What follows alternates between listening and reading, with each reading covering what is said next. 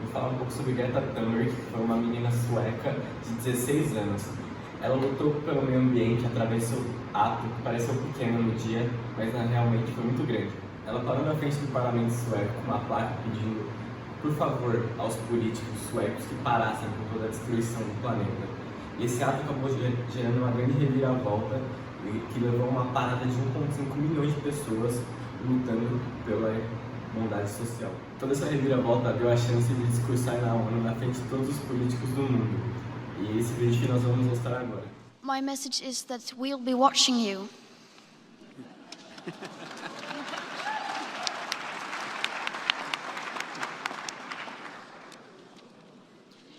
This is all wrong. I shouldn't be up here. I should be back in school on the other side of the ocean. Yet you all come to us young people for hope. How dare you?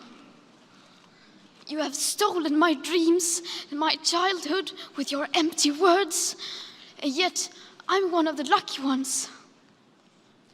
People are suffering, people are dying, entire ecosystems are collapsing. We are in the beginning of a mass extinction, and all you can talk about is money and fairy tales of eternal economic growth. How dare you?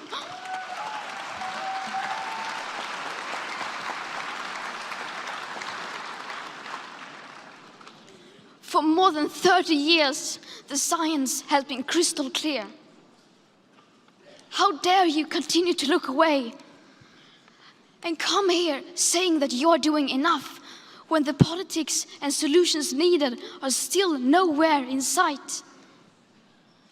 You say you hear us and that you understand the urgency. But no matter how sad and angry I am, I do not want to believe that. Because if you really understood the situation and still kept on failing to act, then you would be evil, and that I refuse to believe.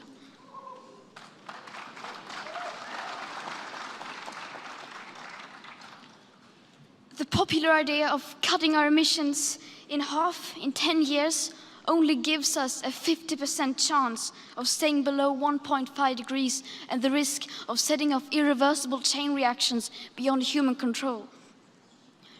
50% may be acceptable to you, but those numbers do not include tipping points, most feedback loops, additional warming hidden by toxic air pollution, or the aspects of equity and climate justice. They also rely on my generation sucking hundreds of billions of tons of your CO2 out of the air with technologies that barely exist. So a 50% risk is simply not acceptable to us, we who have to live with the consequences. To have a 67% chance of staying below a 1.5 degrees of global temperature rise, the best odds given by the IPCC, the world had 420 gigatons of CO2 left to emit back on January 1st, 2018. Today, that figure is already down to less than 350 gigatons. How dare you pretend that this can be solved with just business as usual and some technical solutions? With today's emissions levels, that remaining CO2 budget will be entirely gone within less than 8.5 years. There will not be any solutions or plans presented in line with these figures here today, because these numbers are too uncomfortable and you are still not mature enough to tell it like it is. You are failing us. But the young people are starting to understand your betrayal. The eyes of all future generations are upon you. And if you choose to fail us, I say we will never forgive you.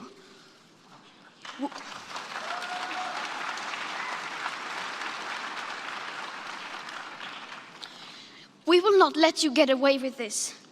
Right here, right now, is where we draw the line.